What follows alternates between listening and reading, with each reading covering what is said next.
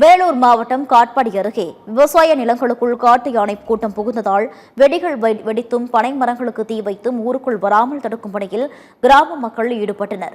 காட்பாடி அடுத்த கிறிஸ்டியான்பேட்டை, செல்லாவூர் உள்ளிட்ட 5க்கும் மேற்பட்ட கிராமங்களில் இருக்கும் விவசாய நிலங்களை கடந்த 10 நாட்களுக்கு மேலாக காட்டு யானை கூட்டம் சேதப்படுத்தி வருகிறது. நெல், தக்காளி உள்ளிட்ட பயிர்களை யானைகள் சேதப்படுத்தி வருவதால் விவசாயிகள் கவலை அடைந்துள்ளனர். இந்நிலையில் நேற்று இரவு 2 குட்டிகளுடன் கூடிய 14 காட்டு யானைகள் கொண்ட கூட்டம் மீண்டும் விவசாய நிலங்களுக்குள் புகுந்தது.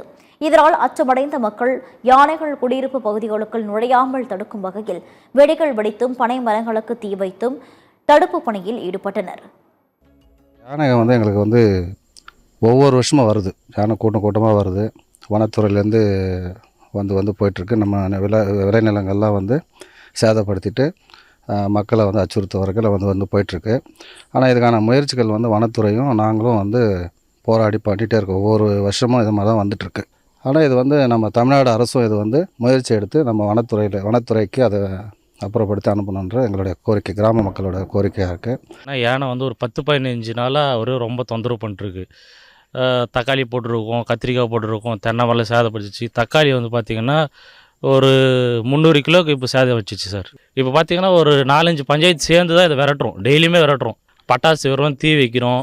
எல்லாருமே பார்த்திங்கன்னா இப்போ வீட்டில் தூங்குறது ரொம்ப அச்சமாக இருக்குது. இது நீங்கள் முயற்சி எடுத்து இதை தடுத்து நிறுத்தணும் சார் எப்படியாவது.